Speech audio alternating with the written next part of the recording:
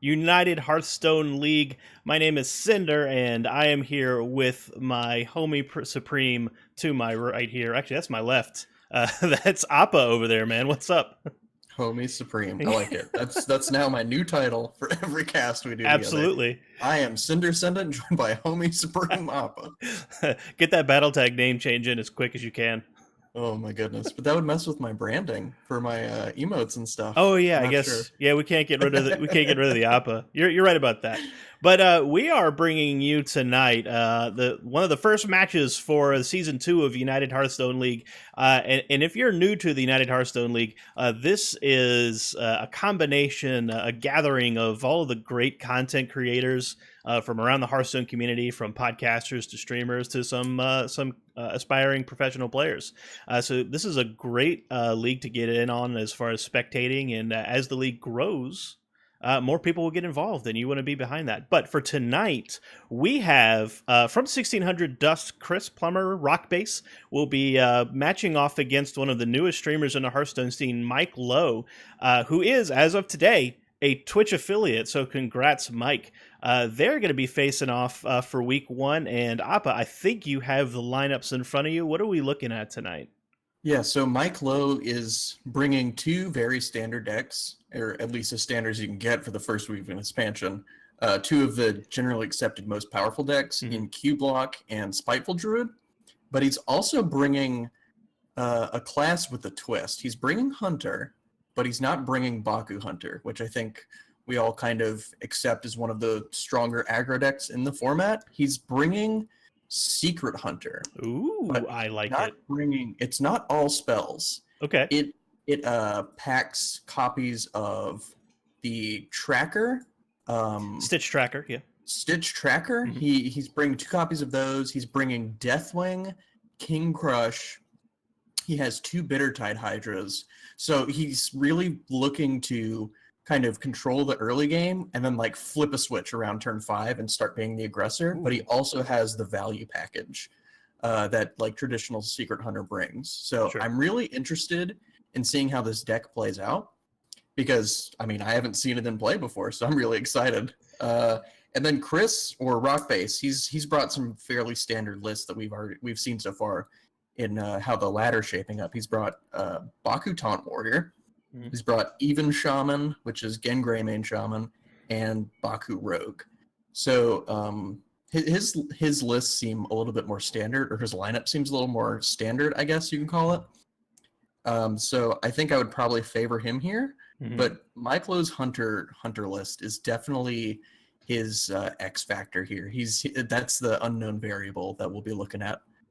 I like it. I like it a lot. So I'm going to throw the rules up for UHL for the fans watching right now, so they can get a taste of what we're doing while Appa sends the players into match.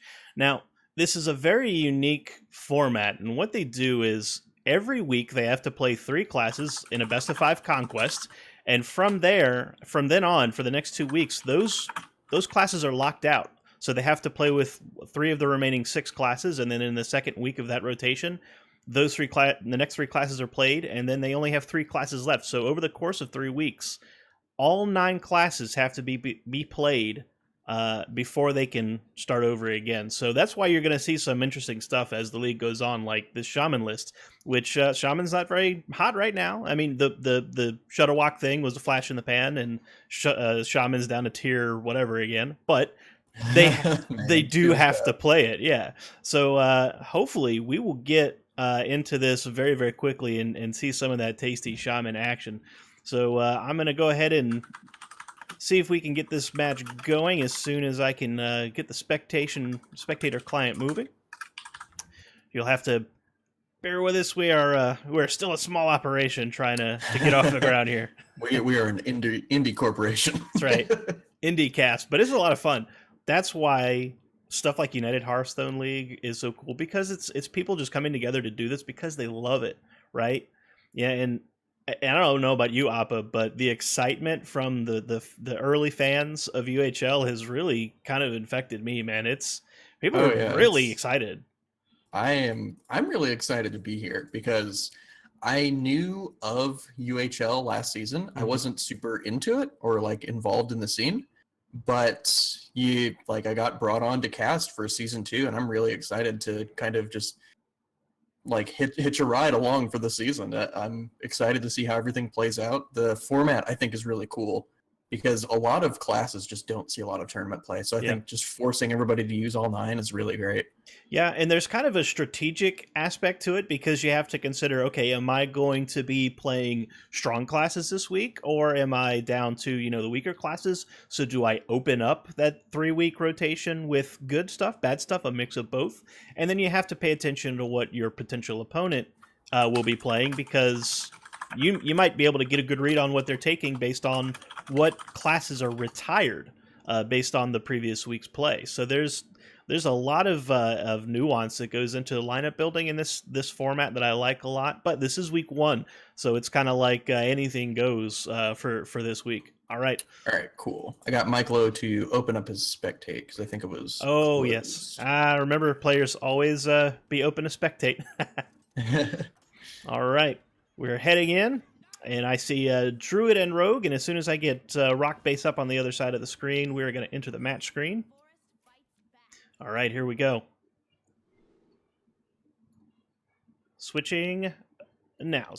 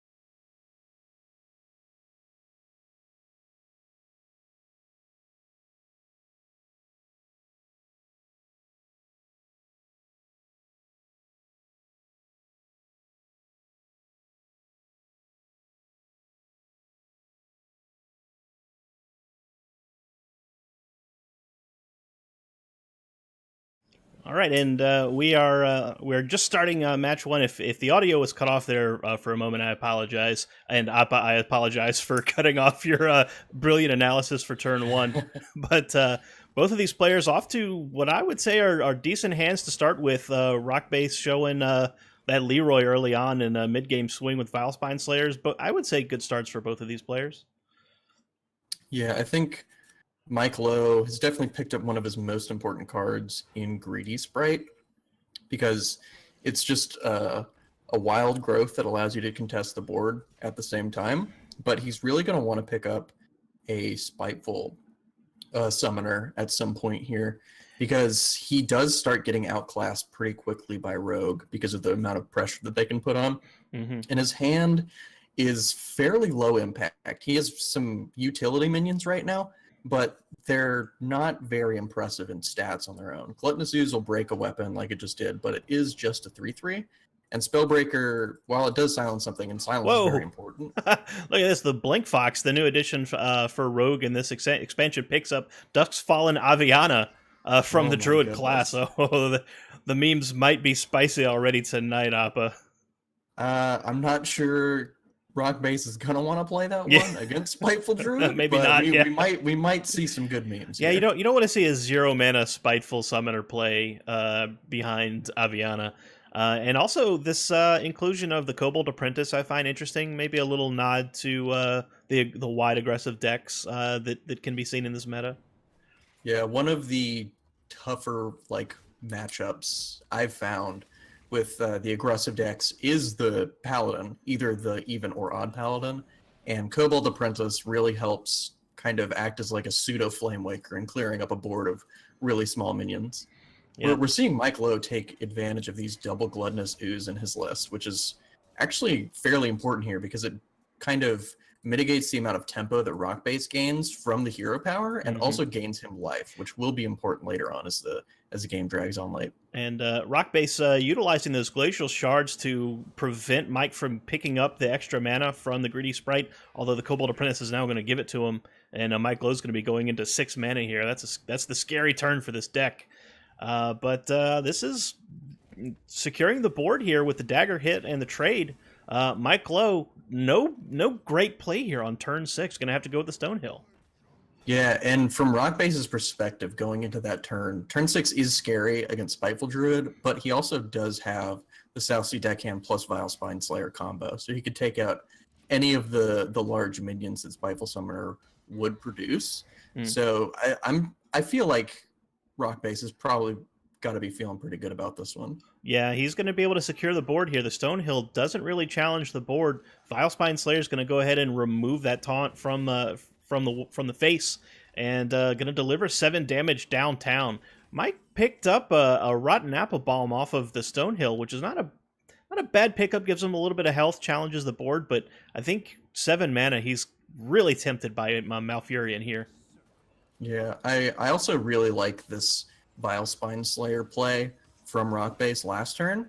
It might look odd to Vile Spine Slayer Stonehill Defender, but since Mike Lowe didn't have the Summoner on 6, he probably doesn't have big minions in his hand. So just getting that Vile Spine Slayer on board to push that 7 last turn, I really like, because you're starting to threaten a really serious clock on Mike Lowe and develop a 3-4.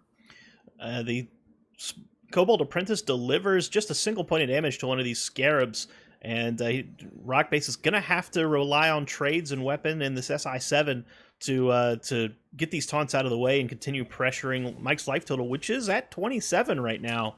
He still feels pretty safe, although the board is starting to grow for Rockbase.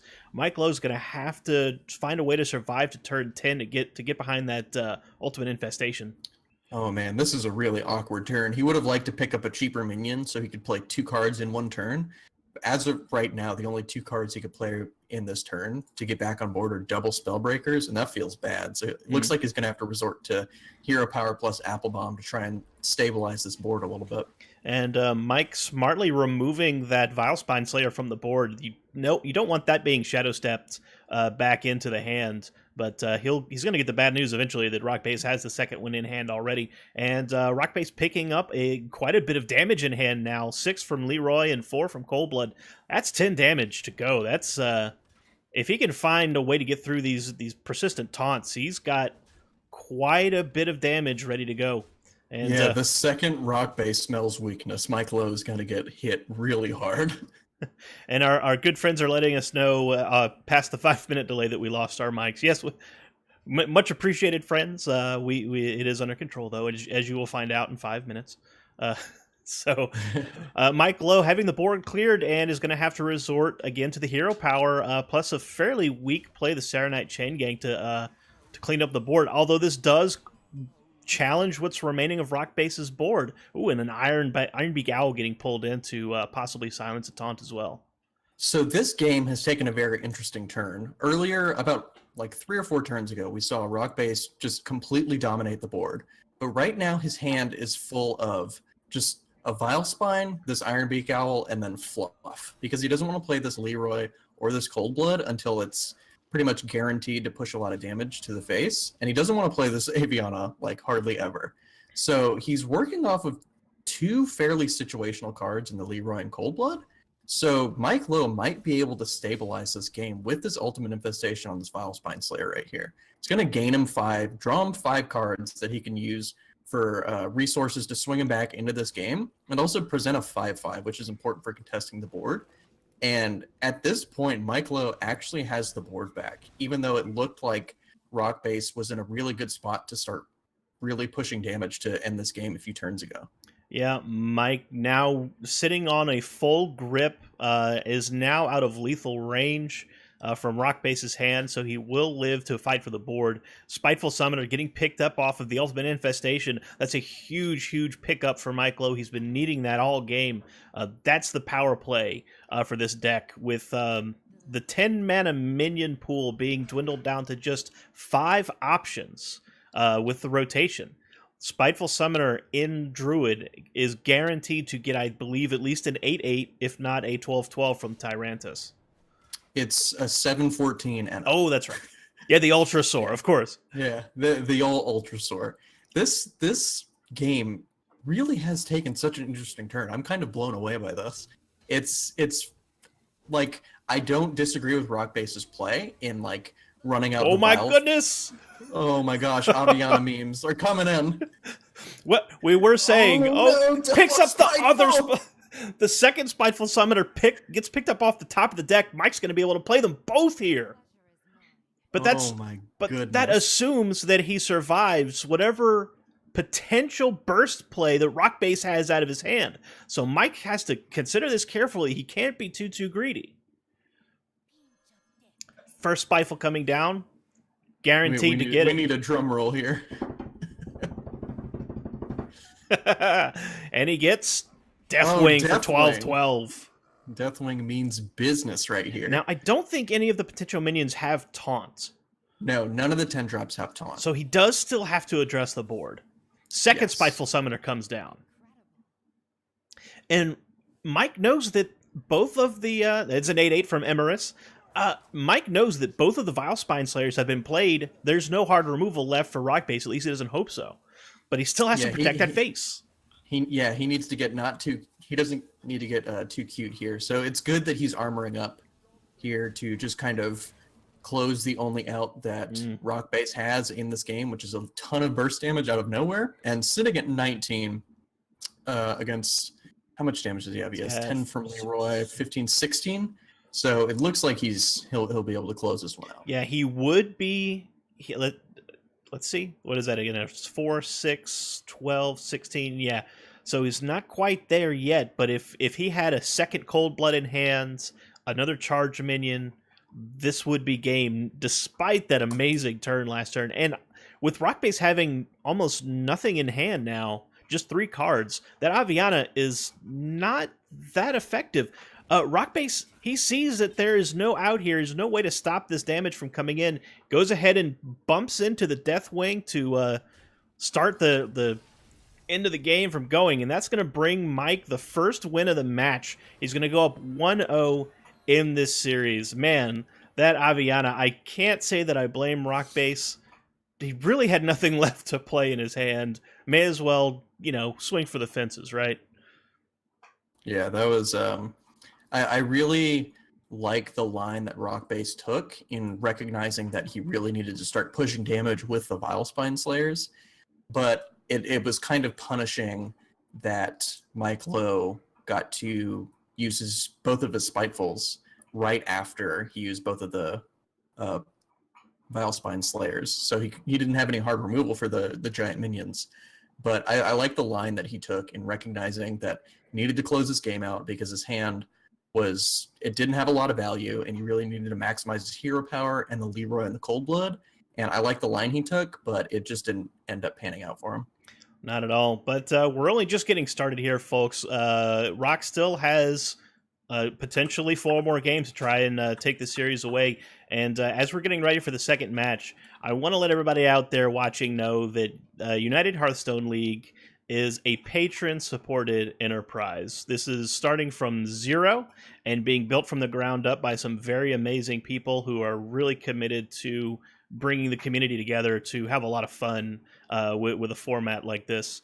And if you wanted to be one of those people on the bottom floor of this fantastic organization via Patreon, you can do that. Go to patreon.com/UnitedHSLeague to go ahead and find out how you can become a supporter. And there already are some. In fact, one of them, one of the earliest adopters, Zeroshio from the Hero Power podcast, has kindly donated a little bit of his scratch to help this league to get off the ground. So join him and the others that have contributed to the Patreon, patreon.com/UnitedHSLeague. All right, Appa, let's get the second match going. All right. So Mike has retired the Druid. That leaves the Hunter and the Warlock. Chris still has to get a win with all 3 of these, including that Shaman. So we're going to see exactly how well this goes. How do you think this looks for Mike right now, sitting on a single win? I think it looks fairly good for him. He has the Q block, which can pick up a game win pretty much anywhere against any of these decks. The thing is, it's going to boil down to this Secret Hunter, and if it can find a win against any of these decks, against Baku Rogue, it's probably unfavored because Baku Rogue just puts on so much pressure. I'm not sure how the Even Shaman matchup plays, and against Taunt Warrior, I'm I don't know. It feels like it'll be hard to break through that giant wall of taunts. Yeah, that's the Taunt Warrior though can fall victim to some pretty bad draws. But I tell you what, this card right here from the new set, the I don't have the card name in front of me, but the Echo 3 mana 2/4 taunt, that'll help you get to that quest real quick. Myclo, starting with the Doomsayer, definitely wants to see that in the early game here. Yeah, I'm blanking on the name of this card. What is it? It is Phantom Militia. Yeah, that's it. I got it. I didn't even have to pull it up. Okay.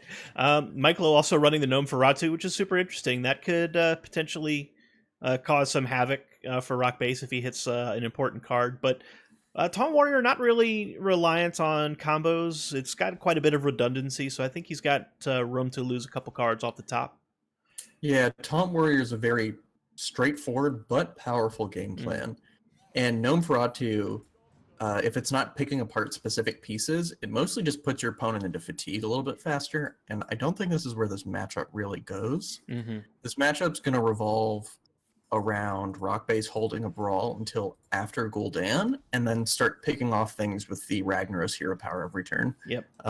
So it's going to involve him turboing out this quest as fast as possible, which his hand is pretty well equipped to do with Phantom Militia, Tar Creeper, Apple Bomb, and Stonehill. Yeah, so just he's pick up the Stonehill quest Stonehill online fairly quickly. By quickly, we mean like turn 8 or 9, but quickly in this kind of matchup. Right. And then Mike's going to have to kind of rush Rock Base down before this Ragnaros hero power starts taking over the game. But in order and in the meantime, he'll be tanking up every turn. So yeah.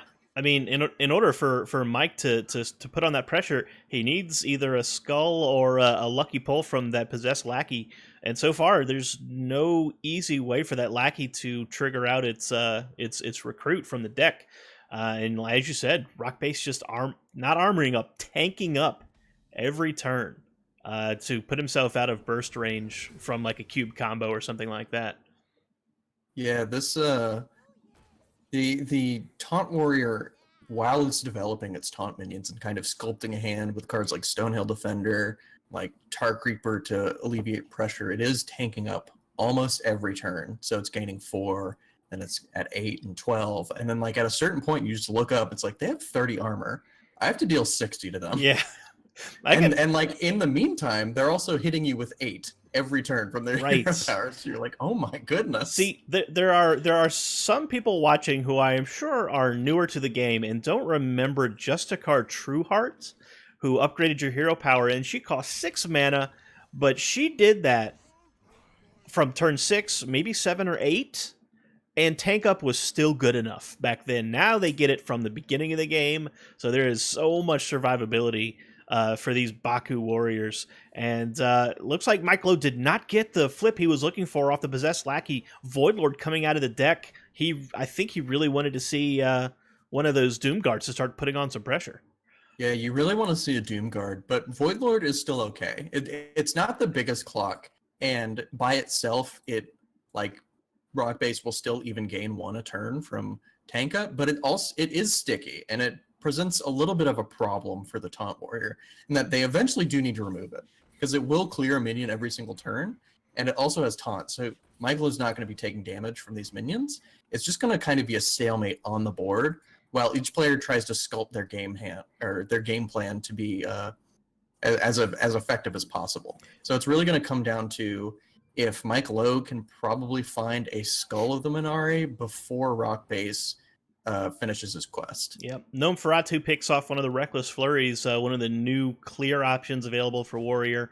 But Rock Base does have both Brawls in hand, which is exactly what he needs to start planning for this in-game scenario with this Warlock deck. And also picks up a Shield Slam, so a little bit of hard removal as well. And he's gotten up to, so far, 4 ticks on the quests. Only needs 3 more taunts to be played. Could even go for this humongous Tar Lord that's sitting here at 7 mana if he wants to. Yeah, this matchup really comes down to how well the Taunt Warrior can utilize their brawls. Ooh. And I don't like this as much. Yeah. Because I was actually about to go into this. It really comes down to how greedy you can get on your balls, and you want to save them for as late as possible because you don't take that much pressure because of the nature of the deck. You just play a bunch of taunts and you force your opponent to overextend, or you just don't take damage. And when they finally do overextend, then you brawl. And you save the second one for Gul'dan, so you can clean up their second push, and then you can start taking over the game and ending it with your hero power. So I would like to really hear the reasoning behind this brawl that Rockbase ran out last turn. So Rockbase, though, he goes ahead and expends the coin with the Phantom Militia in hand, and he completes the quest right now instead of 1 or 2 turns down the road. So Sulfuras coming into the hand, and it's going to be online as soon as next turn if he wants it. Going to really start pressuring Mike's life total, which is already down to 21. Mike can play the Void Lord from hand, which he will do, but he's going to have some work to do to punch through these 2/4s, maybe have to rely on a board clear to do it. Yeah, I do like playing out this Sulfuras next turn, because while Tank Up is very strong, and it does let you bridge into the late game, it's not going to win you the game by itself. The Ragnaros hero power from Sulfuras is what's going to win you the game. So I like equipping this weapon here and just start getting to work with the hero power. Yeah, and Rockbase is going to consider carefully how he addresses this board. He's reaching for that brawl again, Appa. Oh, I don't know about this. I think he's getting super greedy. I think this might just show a little bit of inexperience in the matchup. Before, when he actually messaged me his deck list, he said he said something along the lines of, I'm not too sure about these lists. I haven't played them very much. So this might just be a little bit of inexperience in the matchup. In fact, I think I have a quote from Chris. He said, "I have no idea what I'm doing, and may God have mercy on my soul." So, if you go and review this later, Chris, Appa and I both disagree on the aggressive brawls here. You're not really being threatened by Miklo's board here. I mean, you're at 44 life. I think you're safe. I think you wanted to rely a little bit more on that Sulfuras. But check this out. Micro now picking up Zola the Gorgon. Going to get a little bit of extra card draw or another Tar Lurker. Which way is he going to go? Oh, he's going to heal. Interesting. Yeah, he's looking to kind of burn a card from his hand so he doesn't overdraw next turn. And picking up Tar Lurker is another body for the rag shots to hit. So I think it's fine here. I probably would have waited on it to get a Void Lord or something along those lines. Or a Rin the First Disciple, because we've been talking about Doomguard this entire game, and this isn't even a cube list. This is just true. This is just a straight up control lock. Oh, is it? Oh my goodness! Yeah. I was thinking he had cubes. Okay, well that kind of does change the calculus a little bit. In fact, Rockbase, I wonder if he's making that read as well, because if there's not the threat of Doomguards, maybe that's why he felt better about using the brawls. But I mean, you still need to save one brawl for the Gul'dan. Yeah, sure. I think when you're playing with double brawls in your hand, you got one of those saved for turn 20, whenever the Gul'dan comes down. Well, the good news is, though, he just did pick up his second Reckless Flurry, so he has one more board clear available to him. And does he run the new Echo Whirlwind? I'm curious. No, he can't run Warpath because it is. Oh, it's an even. That's right. It's 2 mana. Okay. Well, something I didn't actually consider is the Reckless Furies in the list, because they do serve as another board clear after Gul'dan, but he does have to have the armor for it. So they're a little more situational. True. But they can serve the same kind of purpose in a pinch. Yeah, and that's another thing too. I believe Rockbase has expended both of his shield blocks, which are an important combo card with the Reckless Flurry, because it becomes a 5 mana AoE with those 2 cards in combination for 6 mana. So another card you definitely want to hold on to for the later game. Although Rockbase did pick up a Blackwall Pixie here off the top. That's going to be great juice for later on in the game once that hero power comes online. But first he's got to address this board, which has gone quite wide for Mike now that both brawls have been expended. It has gone fairly wide, but it doesn't put on a ton of pressure very well. He has a bunch of 1-attack minions in the Voidwalkers. He has the 2/2, he has the Possessed Lackey, and he also has the Tar Lurker, which gets much worse on offense. So I think he's okay with like taking a little bit of time here developing the weapon, because even though the board is wide, it's not so much pressure that Rock Base can't deal with it. Right. And Mike Lowe has yet to see Gul'dan. He's only got 8 cards left in the deck. He's going to go ahead and use the Siphon Soul to get rid of that pesky Direhorn Hatchling, put the 6/9 into the deck. And even though it's not a lot of damage all at once, that's quite a number of minions going to face. And the Ooze takes care of the Sulfuras to take that weapon off the board. And now that I double-checked the lists and realized that this is a Control Warlock deck, as opposed to a classic Q block, this Rin is going to play such a big factor in the league. Yeah. So hasn't seen it yet, but it's going to be a factor. And the Reckless Flurry does clear the board. Rockbase, recognizing he's not going to have that armor for long, he goes ahead and clears the board, gets a hero power to the face. Blackwall Pixie gives him a second hit, puts Mike Lowe down to 12 now. Mike has very little healing now in hand, just down to this 3 damage Amethyst Spellstone. He really needs Gul'dan here and hasn't gotten it. It's gonna have to rely. This Blackwall Pixie is such a good card in the Quest Druid deck or the Quest Warrior decks, because against aggro it's 7 mana for 8 armor gain, and against slow and mid-range decks, when you're trying to end the game, it's just 16 damage. And another great piece of recognition on the part of Rockbase, once he hit that Reckless Flurry, the Possessed Lackey did not pick up a demon, so he saw there was no Doom Guard, which means no more demons. He can just go ahead and start shooting hero powers at the face. It hits the Tar Lurker with the Rag Shot. That's so good. Yeah, and then the Whirlwind plus a trade here is going to allow him to fully clear the board. Yeah, it looks like Rockbase is starting to really turn the corner on this one and start to put the pressure on Mike Lowe.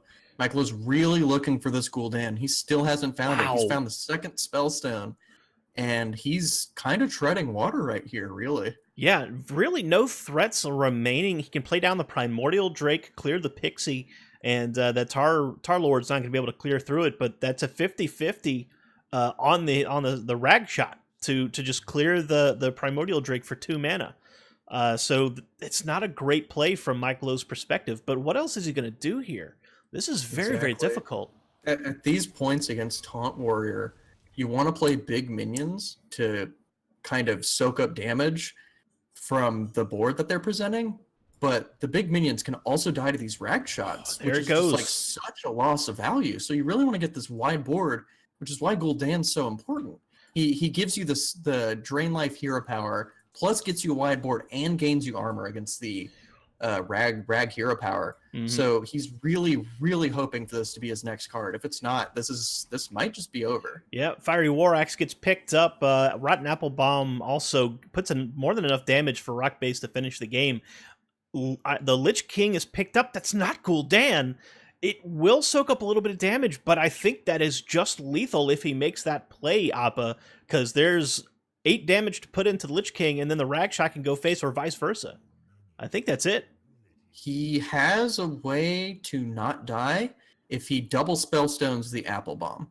It feels terrible, but you gain 6 from that, you go up to 14, and then Rockbase only has 12 next turn, and it gives you another turn to find Gul'dan if he doesn't find any more damage. So I think that's the only real line here, because if he plays this Lich King, it either dies to the Rag Shot or... Oh, okay. Mike's just going to give it up. He may have not seen the Spellstone line for the extra draw step. But either way, those were slim odds for Mike Lowe, and Rockbase picks up that one with Taunt Warrior. Yeah, that is a great, that's a difficult matchup to play as well, I think. And we gave Chris a little bit of heat for the greedy brawls, but it worked out in his favor once he made the read that there were no Doom Guards in the deck. So all the credit to him for evening up the series here at 1-1. And we're getting ready to jump into game 3. But we want to tell you that there are matches going on all week, and I do not have the match calendar in front of me, but I will grab it. But you can right here on this channel on United Hearthstone League on Twitch. You can find matches from all 16 of these great competitors, usually pretty much any day of the week, and they're almost always cast by great people like Appa and Wicked Good and Botticus and all the really talented voice talents from Team Swagoi like Brasky and Steffi and Tom Locke. I'm telling you, this is a stacked league with a lot of entertainment value. You want to stick around. All right, here's the next match is looks like it's on Saturday. It's Versika from Hero Power versus Ziggy Sarah, closely attached to 1600 Dust and a streamer as well. And yeah, that's at 8 p.m. Central Time, just for your local time zone. And that's going to be right here on this Twitch channel. So follow this channel and get notified when these matches go live. You definitely want to stick around for those. So, Appa, go ahead and tell them to get started, and then let's talk about the remainder of this match. It's down to a best of 3. We have the Druid still from Mike, the Spiteful Druid, and the Secret Hunter versus Chris's Odd Rogue and that Even Shaman. What do you think? Well, the Druid actually got retired, so we still have the Q block. Oh, I'm sorry. That's right. It's the Warlock that hasn't won. Yeah, I'm so used to just Warlock just winning all the time. You know? Yeah, you just like queue up a Warlock, and it's like, okay, that one's done. Okay. Let's go the rest of the. Is Warlock in the lineup? Are we on game 3? Okay, Warlock must have won. No, it didn't. That's right. Chris did a great job of winning that match with the Control Warrior, the Taunt Warrior. Excuse me. Okay, match 3, game 3 coming up. We're going to see the Warlock versus the Shaman. All right, I'm really interested to see this Shaman. Appa, this is Shaman. I mean, everybody got excited about that Shutterwalk OTK. Turns out it wasn't that good. 45% win rate, but some promise being shown by all those juicy keywords, along with like Countess Ashmore and these Corpse Takers. And this little guy right here, Merc Spark Eel, 2 mana, 2/3, deal 2. Merc Spark Eel is really one of the reasons to play this again, Greymane Shaman, because although it doesn't deal 3 damage, it is very similar to Medivh's Valet, except you don't need setup. You just play it on turn 2, and it just pings something for 2, and that's so powerful. And it's something that Shaman really lacks is strong early plays. They have some catch-up mechanics sometimes with Lightning Storm and Maelstrom Portal, which did rotate out, but they really had to lean on those in the past. And Mercsparker Eel's like really powerful because it can win the board basically by itself by turn 2. Yeah, you're right, and it's Rockbase is setting up to do exactly that. But I will say though, Mike probably feels like he's going to be in control of this matchup. Shaman, traditionally a deck that likes to go wide, and I don't think this Even deck is any exception. And Warlock, especially the control variant, excels at dealing with wide boards. Yeah, Shaman is traditionally not a fan of Hellfire and Friends. No. so Hellfire plus Defile plus this Lord Godfrey are going to make for a tough time for the Shaman deck, I would imagine. Yep, and the second Merc Spark Eel coming into hand, going to be played behind that 1 mana hero power, which is... I've been playing Even Paladin, and I tell you, being able to put a body down every single turn is so good. Yeah, being able to sequence in these 1 mana hero powers is fairly powerful. Even if they are silly totems, the totems do have applications, and even though they're not the strongest of cards, they do put something on the board that you have to deal with. And the first Hellfire gets deployed by Mike Lowe to clear the board. Rockbase going to have to reach for one of these Corpse Takers plus a hero power. Let's see how much he's going to get out of this. That's Wind Fury, Taunt, Divine Shield, and Life. That's the full package, Appa. That is a powerful 4-drop. The quadfecta. But Mike's got the Spellbreaker ready. Your magic will not save you this time, Rockbase. Gonna have to go back to that second one that he's got sitting in hand to be played. If I was Rockbase right here, I would probably Corpse Taker and trade into the Spellbreaker. I'm not sure if I would save the Divine Shield on the second Corpse Taker or not. It's really interesting because you really want this to stick around if you draw this Flame Tongue Totem off the top. Okay, so he does go for the trade to preserve this Divine Shield, which is really important against Warlock's AoEs that aren't Twisting Nether. Yep, and Mike Lowe, no more board clears in hand, but the Doomsayer at least offers the threat of a board clear, especially if he wants to plant that behind Stonehill Defender. So Mike Lowe might be able to stall the board here, and he is on turn 6. He's going to go with a double Phantom Militia instead. don't know how I feel about it. I think I kind of prefer the Doomsayer, but I guess he wants to hold it for a bigger board, perhaps. Rockbase, though, picking up into some heavy in-game material here. Argent Commander, Sea Giant still waiting in hand, and of course, Gen Greymane himself. He's not a bad card by himself. He's a 6-mana 6/5. I mean, you don't feel bad playing that on turn 6, honestly. Yeah. Gen Greymane is definitely the less feel bads to run him out whenever you draw him, because he is just a fairly fine statted minion for his mana cost. He is the 6-mana 6/5, and like if you play him on curve, it's not too bad. It presents a significant threat that your opponent has to deal with. Yep, and Rockbase leveraging the Wind Fury off of the Corpse Taker to both clear the board in combination with the Argent Commander and get back to 30 health. So Mike Lowe now has to consider his options because this board, he has no board clears. He's going to have to go ahead and pull a Void Lord out of the deck and top himself off to 30 as well. Yeah, but this Void Lord with no Hex response might just be good enough to stabilize this board for a few turns. Could be. It's really difficult for wide board decks like this Shaman right here to punch through Void Lord without some alternative way to deal with it.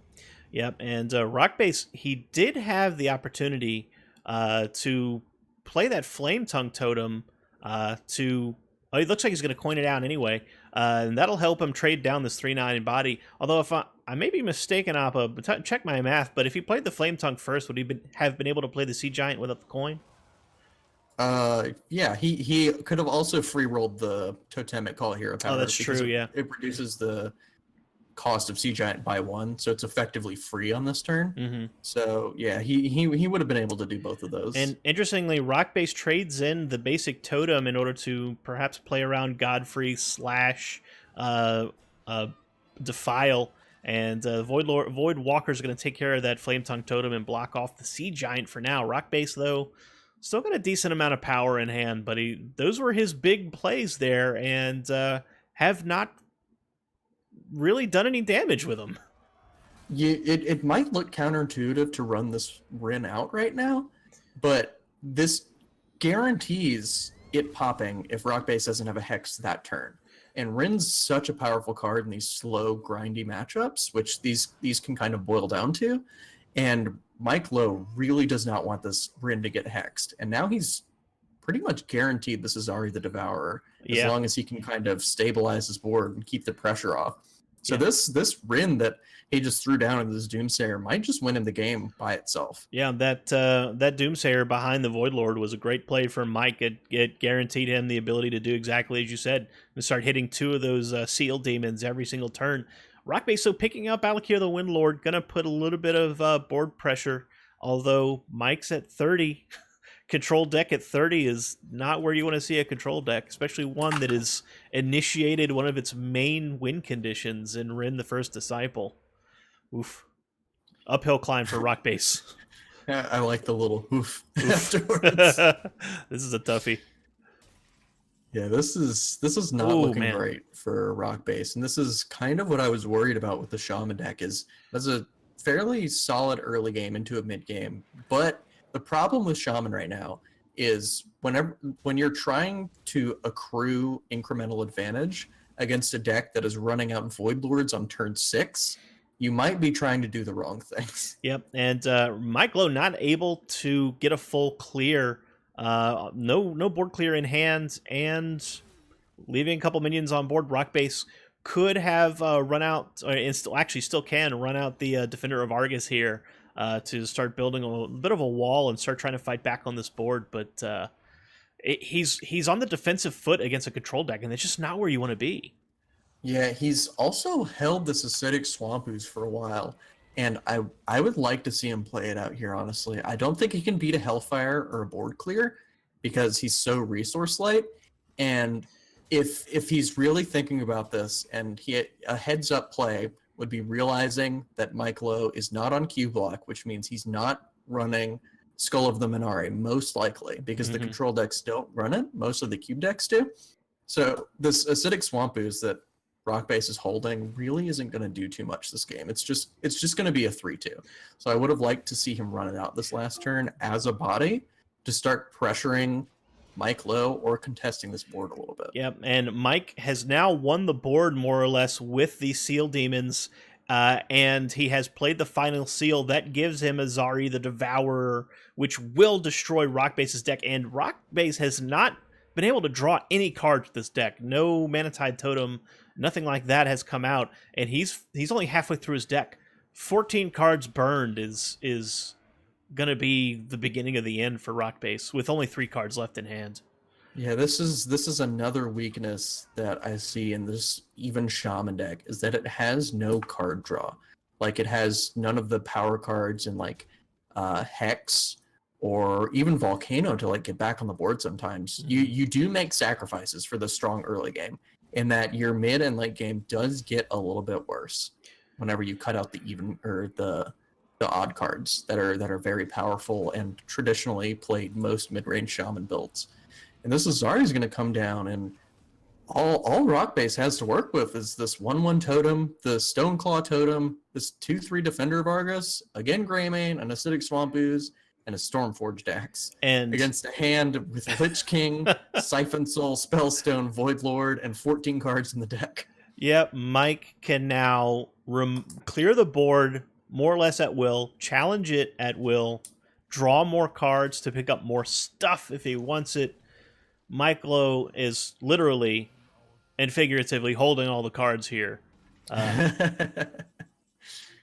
Even a Twisting Nether to add insult to injury.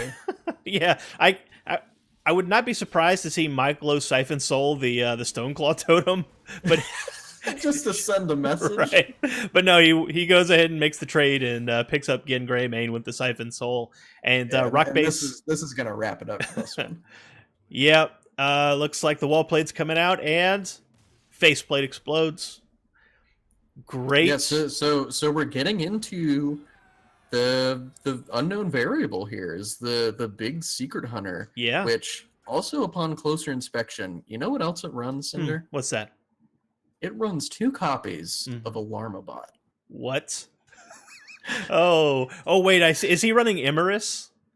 He's running his minions are 2 Alarmabots. Okay. 2 Stitch Trackers, 2 Bittertide Hydras, a Witchwood Grizzly, a Swamp King Dread, Lich King, King Crush, and Deathwing. Oh my goodness.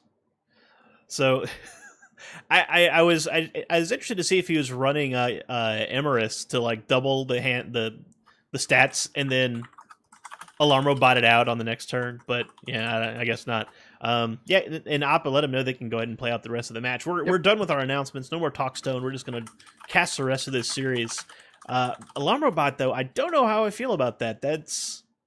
It's very cheeky, but it's never really functioned as a card because you can't keep it from being dealt with on the board, right? Like it's a 0/3, very easy to trade, very easy to remove. It's at that 3 health break point. It's a very fragile but very powerful card. Yeah.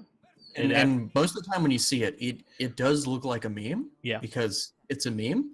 But whenever it triggers and your opponent pulls out something really big, you're like, oh my goodness. Mm-hmm.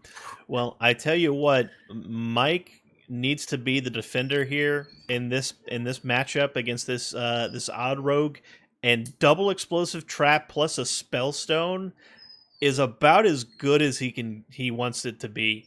Quite honestly, I think this is about as good as you're getting from Mike Lowe's perspective. He might want to mulligan this spellstone. Oh, I don't know about that. I'm saying might. I'm giving a little bit of consideration to maybe mulliganing to like look for a freezing trap or a wandering monster against something like a Hench Clan Thug. But then again, like the spellstone is very powerful, so I think it's a little too risky to mulligan this looking for like those 2 specific cards. Yeah, Mike, I have not seen his build anywhere else. This might be his original brew, and if it is, he has recognized something about the Hunter class that I think a lot of people are sleeping on. This the fact that you can build Hunter to deploy minions via spells and spells alone for much of the game and save your actual minion plays for big bombs, which is where the Alarmabot comes in. Mike, this is something you tinkered around with for a while. Still am.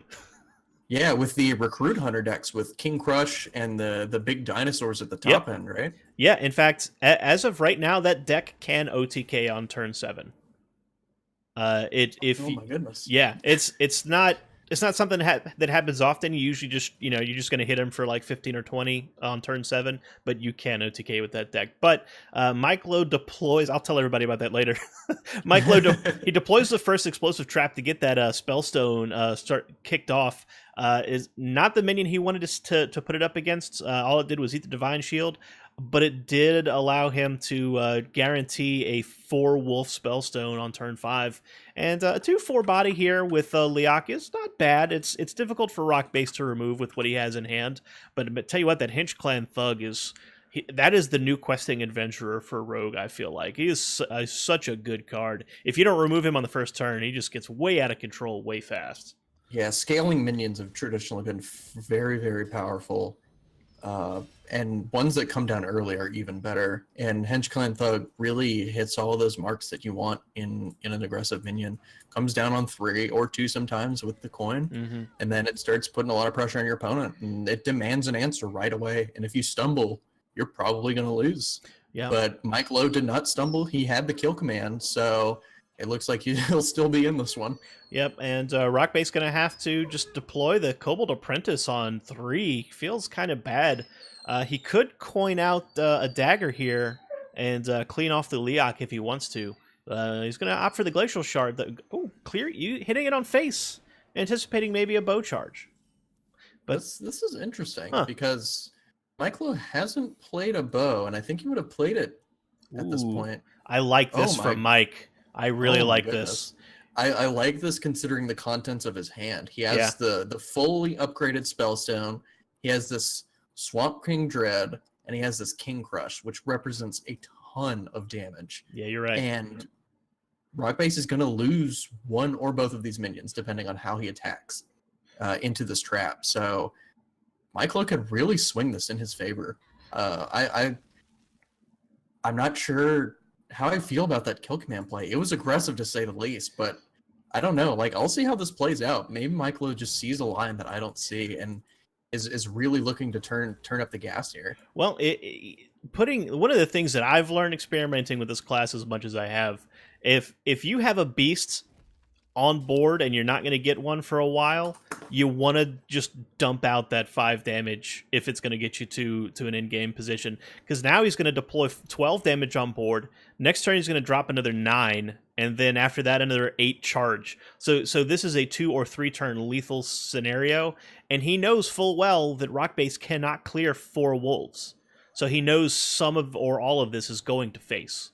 So I love seeing this board state and then looking in Mike Lowe's hand of Swamp King Dread, King Crush, and Alarmabot, and he is putting a ton of pressure on Rockbase right now. Yep. This is fantastic deck building right here. I love this. Yeah, I've in fact we have to see if we can pull Mike in for an interview, and Chris too if he wants to, because I definitely want to talk about this deck once we're done here.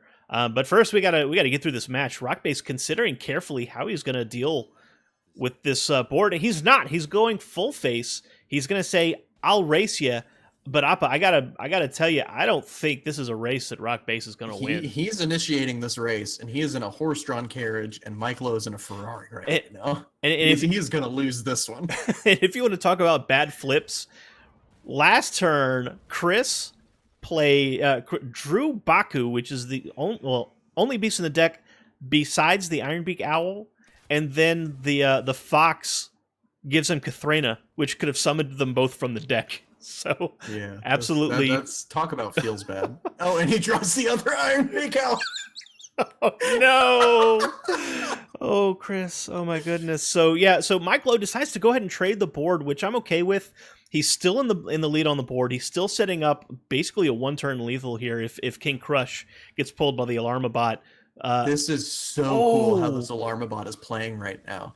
Because he has these 2 wolves that he wants to deal with. Yeah. But then he also has this unassuming 0/3 that can just, like, spit out something disgusting. Well, he saw the writing on the wall and silenced that 0/3. Says, "Nuh-uh, you're gonna have to play fair for at least one more turn." But Mike still has a options, he can go with the Animal Companion, which would produce quite a bit of damage. That would actually put Rock Base on 2 possibly if he rolls a Huffer, or just play out the Dread and say, hey, you can't play any cards until you deal with this guy. That's what he's going to do. Yeah, this does play well into Rock Base's Vile Spine Slayer, though, which will grab the board back a little bit, but this King Crush is going to put him down to really low life total. Yeah. But it's going to come down to if he can navigate these next 2 turns very carefully in terms of how much damage he can take versus put out. Yeah. Because Rock Base might be able to form a counterattack here. Yeah, he absolutely has to address both of these beasts, which he does. And that does get him back on the board. King Crush, though, I gotta believe that's coming down to set Chris to 3. But can Rock Base do 14 damage over the next 2 turns in order to outpace this King Crush? Put him to 14. He has 8 on board. I mean, a Leroy off the top is enough if he draws it. Yeah. But this Freezing Trap was actually a really good draw. It kind of it gives him a virtual 3 life here. When he rolled Huffer. Oh my goodness. So that's gonna deliver 6 more damage. Put Rock Base at 5.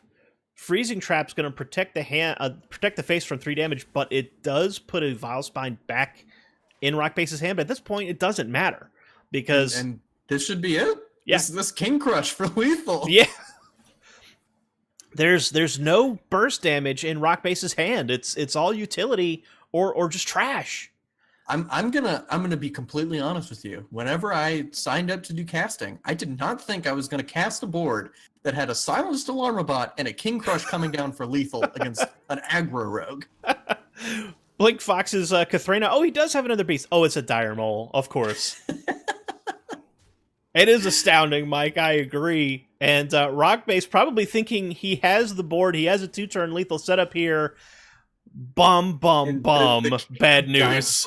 Is coming down for lethal. The king of Ungoro himself, King Crush. Oh my Straight goodness. to the face.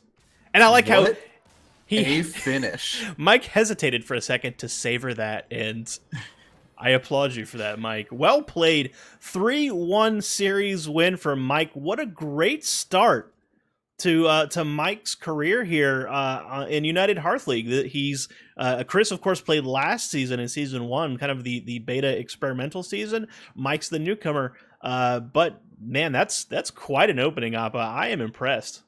That was the Secret Hunter was definitely the unknown variable that we were looking at, and did it deliver in that final game?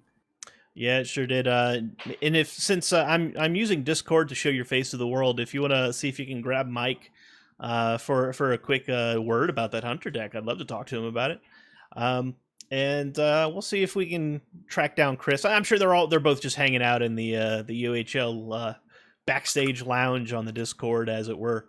But yeah, this is a great start. Mike he's had a great day. He got his Twitch affiliate email this morning, and he won his first match in UHL, and he's also just got started on a podcast, The Clock, which he does with Levity. It's a good cast there. I tell you what, Mike kind of came out of nowhere.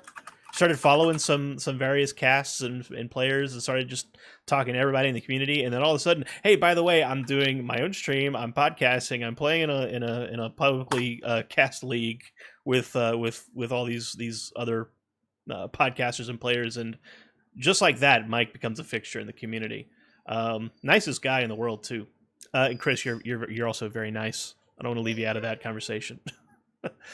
Can we add them to this Discord call? Yeah, I believe we can. Hopefully, your face might get that's fine. Moved out of the way, but that's okay. So we're gonna bring up Mike. Do I have to be I might have to be friends with him. Oh no. How about Rock Base? We can pull Rock Base in. Let's do that first. We'll start him first. And I'll see if I can add Mike. Oh, Chris, can you hear us? Yeah, can you hear me?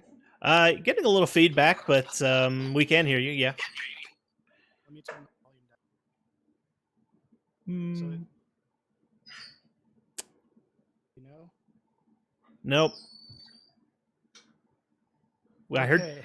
Okay, wait. I can kind of hear you. So I've got this really narrow window of getting too close to the microphone and feeding back or not being heard at all. Oh, okay. All right. All right. Good enough. I'm gonna try and get Mike set up as well. So, Appa, do you have? I'm gonna let you field a question or two for Chris and for the audience. Yeah. So in the Taunt Warrior versus Q Block game, we were kind of talking about how usually you want to save one of the brawls for the Gul'dan turn, and you were using them a little more aggressively. We were wondering if that was a little bit of matchup inexperience, or if you had a plan in mind for kind of rushing the quest out and clearing the board as early as possible. So, what were kind of your thoughts whenever you were using the brawl so early? My thought was, oh crap, he didn't queue into Hunter like I was hoping he would. Fair enough. So it was a little bit of an experience. I Warrior was my hardest decision for which version to play, and I ended up going with Taunt, and then I figured, okay, I might as well go with the odd Taunt Warrior, and I knew that wasn't a favorable matchup, so I figured he's not going to lose to me if I treat this in a little more of a control fashion. So I just tried to be as aggressive as the cards allowed me to go. And I think I was as surprised as anyone else watching that I actually pulled that one out. Yeah, it was really nice after you cleared the second time. And then you rag shotted the Tar Lurker. It, like, at that point, like, the game was pretty much all but over because the contents of his hand were like, they were board clears and then really dinky big minions that just died to the rag shot.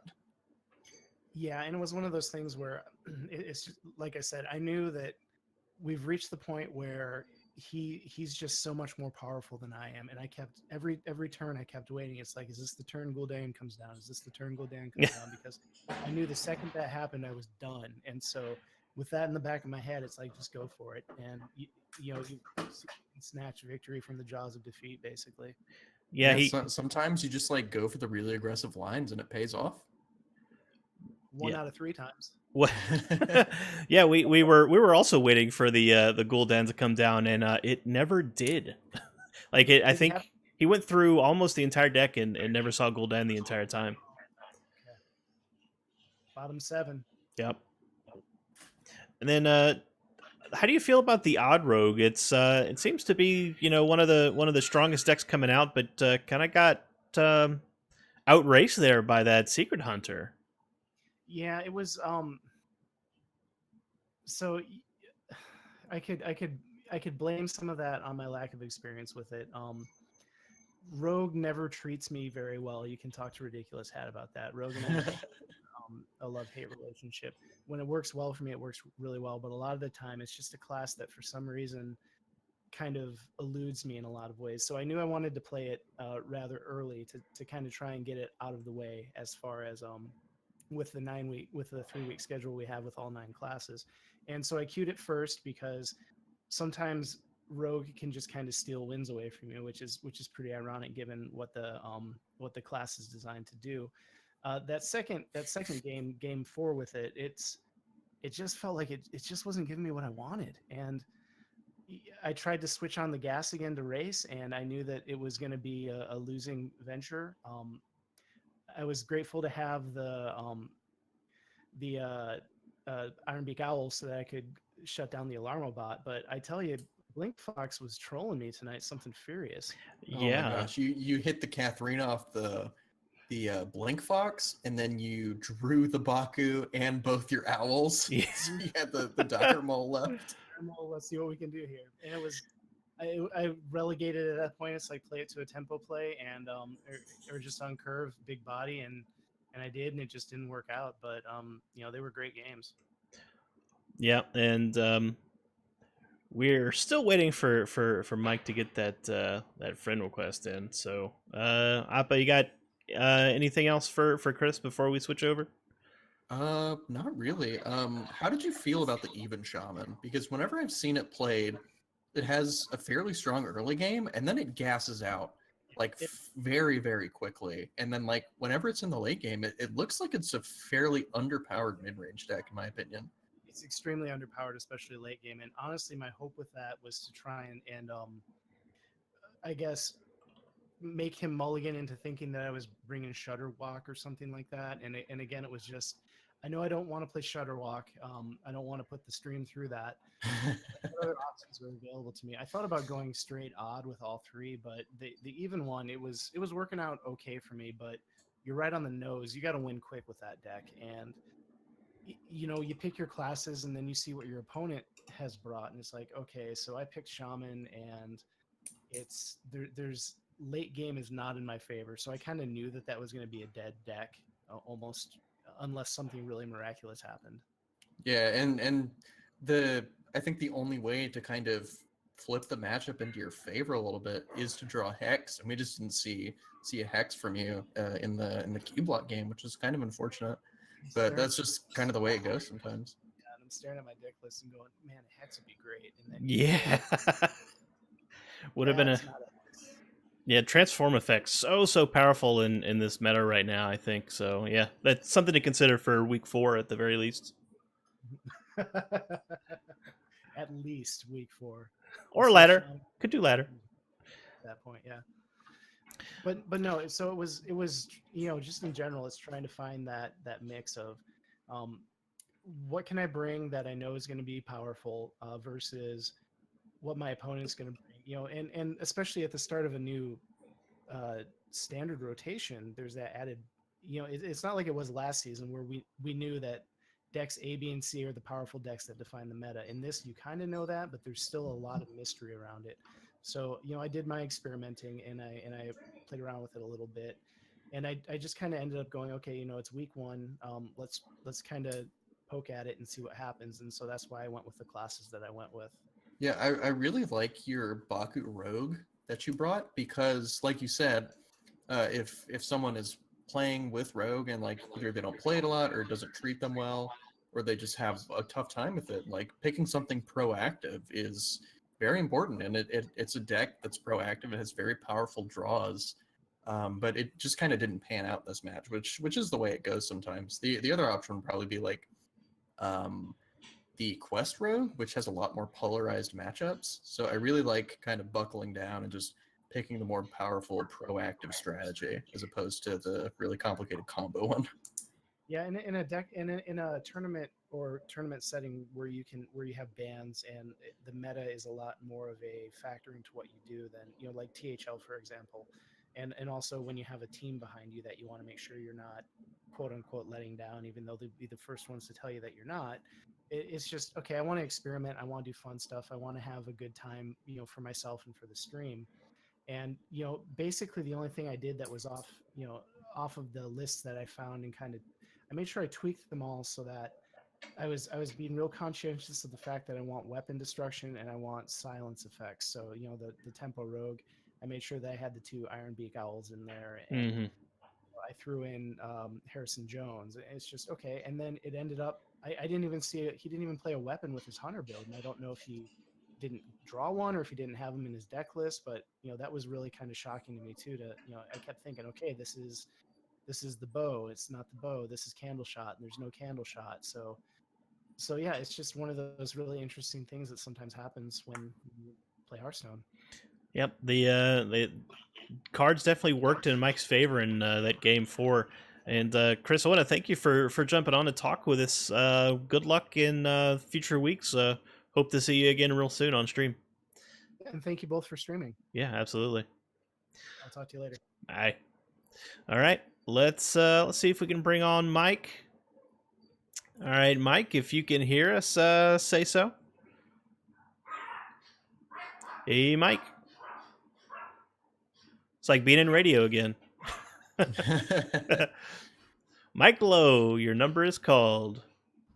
Hey, how's it going, man? There he is. What's up, Mike? There he is. So, How's it going? first of all, congratulations! You won your first match in week 1 of UHL season 2. Very well done. How's it feel to come Thank off you. of a 3-1 for your first match? It feels pretty good. The first game I was surprised he played the Dusk Fallen Aviana. Mm-hmm. So I was like, all right, these next 2 games must be difficult if he's throwing me this win. Like that was crazy. I got the 2 spitefuls. Right. That was insane. Yeah, he was. If you go back and watch the replay, I think you'll see he's kind of left with no options and hoping for the best, which obviously didn't work Yeah. out. You drew that His spiteful. hand was not great at that point, and he Oh, kind okay. of put it out there. But Yeah. then the punish with the double spiteful turn was Oh awesome. man, that was insane. Oh my goodness. Yeah, so we were really super curious about 2 of your deck choices. First of all, you went with a control variant for Warlock in a meta that is so far very strongly leaning towards cubes with Doom Guards, and then that Secret Hunter list, which looks like a homebrew. So first, let's talk about the control lock. What made you decide to go with control over cube? All right, so I didn't bring cubes because I pretty much run into it like the rest of us every day on ladder. Yeah. I just kind of want to bring it different to UHL if we're gonna have people come watch. I figured bring a different element and not have the same stuff we all see on ladder. So that was the idea there, and I knew I was gonna run into Warrior, so I just wanted to spread the board as wide as possible without using cubes. I know cubes will accomplish that, but I just want to play something different. And I had just crafted what's the legendary Lord Godfrey? Help me out. Yeah, Lord Godfrey. Yeah. So I built a list there. I didn't draw, as you guys saw, the Death Knight the first time. Yeah. I'm like Wait. screaming in my living room, like, where is this card at? Oh my goodness, like. It's like Yeah, that's one of your 2 end games. We're waiting for it, and it just never came out. Especially with both brawls having been expended, we're just Yeah, I was so excited. Yeah. He was hiding in the bottom. He did not want to come out. nope. Nah, he was chilling. Man, and it's And then, go ahead. yeah, this hunter deck looks Okay. so sweet. Yeah. All right. So this isn't my list. Okay. I got this list from my buddy Truly Malice. He's a player for Hooked Esports. Okay. He tweeted this list April 13th around noontime. He was saying that it's a newer list without Baku. The spells, there's more spells. He's still refining the list. The spells help a lot, and he was saying that the Alarm Bot and the Death Knight bring matchups. So the version that you guys saw, I've never actually won with this deck that way. That was crazy. So Nice. it took me a long choice to actually mulligan if I should keep those 2 secrets. Yeah, Appa and I were. If you're wondering, that was why I was trying to decide. Oh no, we had that conversation when that match started. I liked the 2 flame explosive traps in the Spellstone. Appa was thinking maybe something else, but I don't know. That's hard to send back when you're facing off against an aggressive rogue like that. Yeah, I've only played this deck like 40 times, so like to me, it's Only. not that much experience. This is Malice's deck, so I'm glad I played it right. I'm glad did you guys see that with the Alarm Bot? I had to make him choose between that and the Wolves. Yep. Yeah, But he still had the silence. I was like, no, I wanted to get one of those out, man. Yeah, that was going to be a guaranteed lethal if he didn't have that silence. So yeah, we were definitely keyed onto that. But yeah, I want to try my best to bring some new flavor to the UHL, not just bring same old meta decks, same old ladder decks. You know what I'm saying? Yeah, we enjoyed the heck out of it, man. So you got a sneak peek for us into week 2? Maybe give us a teaser on what we can expect. I can't say anything because next week I play the league champion. So You're playing Hat. I got a long road here, so I got to stay focused. Stay my humble gosh. and just keep it moving. You know what I'm saying? Yeah, that well, match is gonna be fire. yeah. Chris It's is gonna be so good. Chris was not a gimme by any stretch of the imagination, man. He's very experienced. He's got a lot of competitive play under his belt. So you're off to a good start. But we're gonna look forward to that ridiculous Hat versus Mike Lowe. That's gonna be fire. It's gonna be crazy, man. Yeah, I gotta go. I gotta start training now. All right, Mike. Check you later. All right, guys. All right. So thanks once again to Chris and Mike for stopping in for a little talk stone at the end of the match there. We appreciate their time. And, well, Discord's just going to go wonky on me. So, Appa, your face is no longer sitting pretty for the audience. So We'll go ahead and wrap this up for now. Thanks everybody for showing up for this match. Lots of fun, lots of creative decks, lots of great play seen there, and some good luck and some bad luck too. Appa, final thoughts for the match? No, I think we covered pretty much all I wanted to talk about.